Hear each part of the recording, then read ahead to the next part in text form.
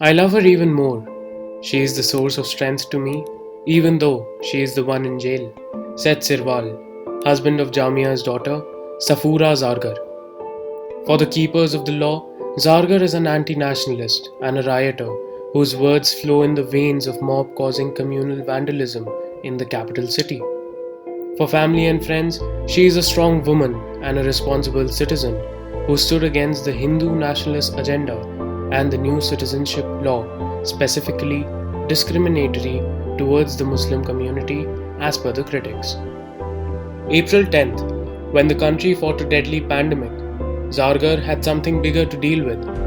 The Delhi Police's special cell arrested her for the roadblock case FIR 48 2020. 3 days later, she was granted bail by the magistrate in Mandoli jail.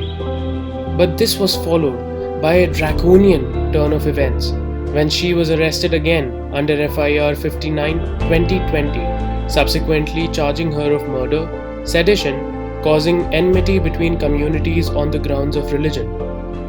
Finally, on April 21st, the Unlawful Activities Prevention Act 1967, Safura Zargar, FIRs, and continuous interrogations were all knotted together.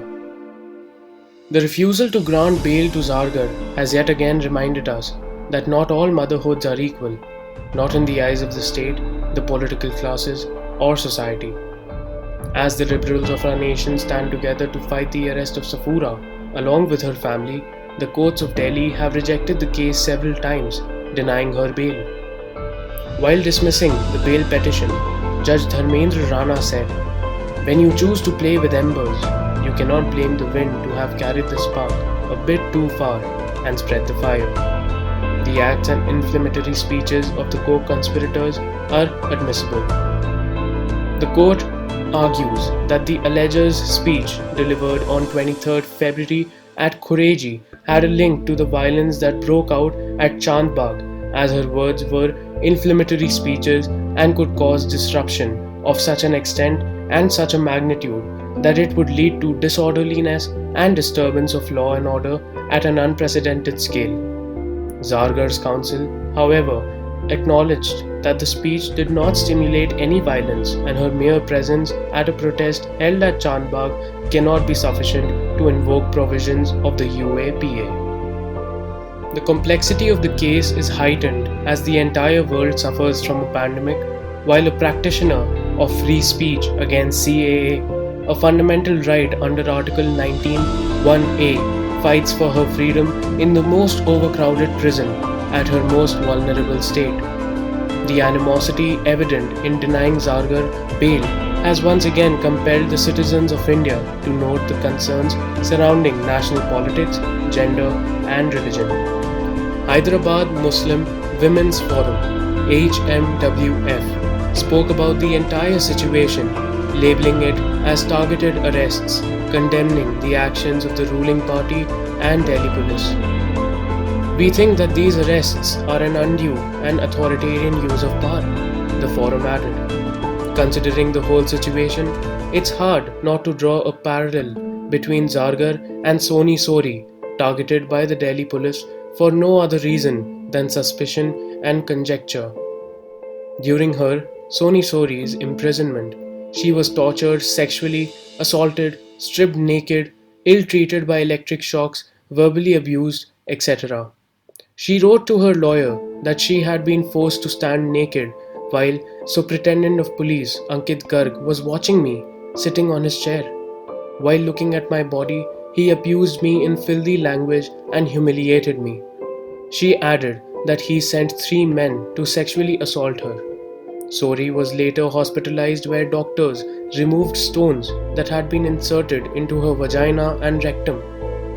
The knowledge of brutality faced by women inmates in Indian cells is not hidden, yet it is systematically being neglected by the Delhi courts for Safura's case. Adding to the lack of humanitarian grounds of the court's decision against the bail of Safura is the hypocrisy around the narrative of motherhood. Right-wing internet trolls were quick to interrogate the pregnancy of the accused and targeted her with derogatory comments. Several obscene memes and posts went viral, talking about the DNA of the unborn child and constantly raising a finger on the girl's marital status and about all activities during the protest. Zargar's family commented that they are appalled and upset. With this dimension to the case, we are left thinking about the role of gendered mistreatment during protests and misogynistic online politics. While analyzing the whole situation, we cannot choose to ignore the prison conditions which have worsened due to the coronavirus crisis and the fear of mass outbreaks of the disease inside facilities which surfaces with it. Zargar's lawyers have repeatedly raised concerns about the activists' health and pregnancy-related risks in their bail pleas that have been dismissed. The fate that a young female protester has to face for voicing her principles and opinions leaves us with uncertainty about the democratic guidelines, if not fear. During the protests against CAA and NRC, Safura played the role of a responsible citizen who belongs to India's largest minority. She risked her life to save the true soul of our country. Various student activists stated that Modi's surgical strike against the protesting Muslims puts India at a war itself. It shows the cynical approach that the government has taken to silent dissenting voices. Harsh Mandir, a prominent right activist, quoted in his interview. Critics say that the Citizenship Amendment Act discriminates against the country's 180 million Muslim minority and runs against the country's secular constitution.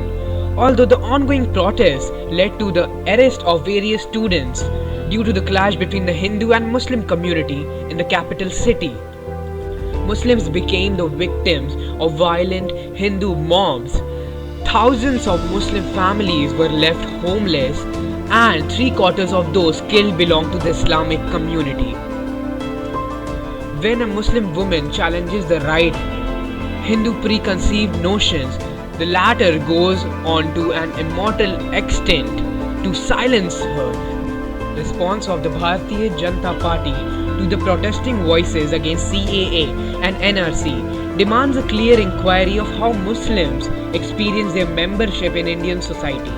The instances faced by the students like Safura Zargar, Farhan Zubairi, Ashu Khan, Miran Haider and many others hint towards the deep-rooted Islamophobia that allows the state to systematically discriminate, marginalize and criminalize Muslims who do not agree with the dogmatic Hindu principles.